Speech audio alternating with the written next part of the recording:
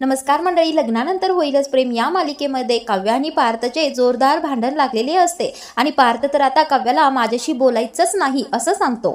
आता इकडे पार्थ खूपच शांत एकटाच बसलेला असतो। त्याला काव्याचा खूपच राग आलेला असतो। आता काव्य तेथे येऊन बसते आणि म्हणते, पार्थ बोला ना माझ्याशी काहीतरी बोला। असं म्हटल्यानंतर पार्थ काहीच बोलत नाही। तुमच्या मनामध्ये जे काही आहे ते बोला, ओरडा वाटल्यास खरं तुमच्या मनामध्ये जे काही आहे ते एकदा बोलून टाका। आता काव्या म्हणते, मला माहित आहे तुम्हाला माझा राग आला आहे। त्यावेळेला पार्थ चिडूनच उठतो आणि म्हणतो, हो मला तुमचा राग आला आहे, कारण मला लपवाछुपी केलेली आवडत नाही। आता काव्या म्हणते, अहो मला माहित आहे ते, पण पार्थ काही ऐकूनच घेत नाही। लगेच म्हणतो, अहो तुम्हाला माहित आहे तर तुम्ही तसं वागत का नाही? का मी तुमच्याकडून कोणत्याच अपेक्षा ठेवायचं नाही? तसे असेल तर सांगा मला, तुम्ही नाही ठेवणार तुमच्याकडून कोणत्याच अपेक्षा, तुम्हाला काय करायचंय ते करा। आता काव्या पार्थच्या मागे धावतच सॉरी सॉरी असं म्हणत असते, मला माहित आहे माझ्या हातून खूप मोठी चूक झाली आहे। आता इकडे पहा, मी तुम्हाला कान धरून माफी मागत आहे। आता पार्थ म्हणतो, मला एक सांगा, आतापर्यंत मी कधी तुमच्यावर ओरडलोय का? त्यावेळेला काव्या म्हणते, नाही। आता पार्थ म्हणतो, तुम्हाला माझी भीती वाटते का? त्यावेळेला काव्या नाही असं म्हणते। आता पार्थ म्हणतो, तुम्ही याआधी माझ्या मनाविरुद्ध कितीतरी गोष्टी केल्या, पण मग मी कधी रिॲक्ट झालोय का? आता काव्या म्हणते, नाही, उलट मी सुरुवातीच्या काळामध्ये खूप चुकीचं वागले तुमच्याशी। कित्येक वेळा मी तुमच्याशी खूपच वाईट प्रकारे वागले, पण तुम्ही कधीच माझ्यावर आवाज चढवला नाही। उलट माझ्या मनामध्ये काय चालू असेल याचा शांतपणे विचार केलात तुम्ही, माहित आहे मला। आता पार्थ म्हणतो, माहिती आहे तर असं का वागताय तुम्ही? मित्र मानताय ना मला, तुम्ही मानताय ना मित्र? त्यावेळेला काव्या म्हणते, हो मानते मी मित्र।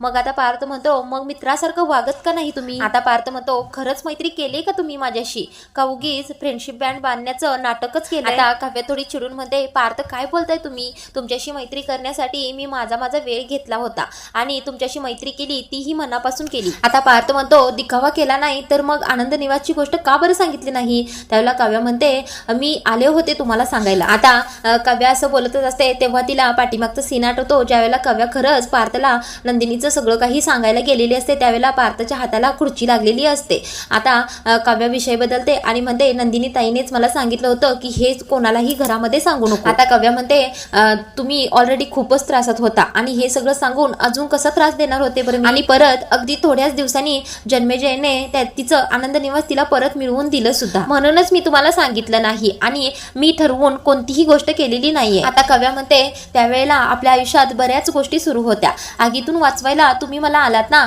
आणि त्यावेळेला तुम्ही हॉस्पिटलमध्ये ऍडमिट होता ना, त्याच दिवशी आनंद निवासच्या बाबतीत हे सगळं घडलं आहे। आता काव्या म्हणते, आपण दोघेही अडचणीत होतो ना, पण माझी ताईने प्रसंग पाहून शांत बसणं पसंत केलं आणि काही दिवसांनी इतक्या गोष्टी अवघड होत गेल्या ना, ती माझ्याशी काहीही बोलू शकली नाही, तिने काहीही मला सांगितलं नव्हतं। उलट मलाच तिच्याकडे पाहून असं सतत वाटायचं की माझी ताई कोणत्या तरी प्रॉब्लेम मध्ये आहे, तिला कोणती तरी अडचण आहे, म्हणूनच ती गप्प गप्प राहते आणि याचमुळे मीच तिला विचारून खोदून सगळं काही विचारून घेतलंय पार्थ। आणि नंदिनी ताईने मला एकाच अटीवर हे सगळं सांगितलं होतं आणि ती अट म्हणजे घरात हे सगळं कोणालाही सांगू नको। मग मी काय करायला हवं होतं पार्थ? आता पार्थ म्हणतो, केलीच की तुम्ही लपवाछुपी। त्यावेळेला काव्या म्हणते, पार्थ प्लीज मला समजून घ्या, मी कोणतीही लपवाछुपी अगदी ठरवूनच केलेली नाही। खरंच पार्थ, कोणताही गैरसमज करून घेऊ नका, मी तुमच्यापुढे हात जोडते, हात जोडून सॉरी म्हणते। आता पार्थ काव्यापुढे हात जोडतो आणि म्हणतो, तुम्ही माझ्या समोर माफी मागू नका। त्यावेळेला पार्थचा हात खाली करतच काव्या म्हणते, काय करताय तुम्ही पार्थ? त्यावेळेला पार्थ म्हणतो, मला कुणी समजून घ्यावा या मी लायकीचाच नाही, असं म्हणून तेथून जातच असतो। तेवढ्यातच काव्या पार्थच्या हाताला धरून थांबवत असते। आता काव्या पार्थला थांबवूनच म्हणते, देशमुख काय बोलताय तुम्ही? त्यावेळेला पार्थ म्हणतो, मी फक्त बोलत आहे, तुम्ही तर तुमच्या वागण्यातून दाखवून दिलं आहे। आता पार्थ म्हणतो, मला काय वाटते माहितीये का, तुम्ही तिघेही माझ्यापासून सगळं काही लपवून ठेवता, तुमच्या तिघांच्याही जगामध्ये मला जागाच नाही। आता काव्या म्हणते, सगळ्याच गोष्टी माणूस सांगू शकत नाही, काहीतरी नाईलाज असतोच की। त्यावेळेला पार्थ म्हणतो, काय होता तुमचा नाईलाज? तुम्ही का सगळं सांगितलं नाही मला? ज्यावेळेला मी हॉस्पिटलमध्ये होतो त्यावेळेला ठीक होतं, पण मी नंतर घरी आलोच होतो, पण नाही, तुम्ही मला काहीच सांगितलं नाही, मी कोण लागतो ना तुमचा, म्हणून सांगितलं नाही, असं म्हणून पार्थ जातच असतो।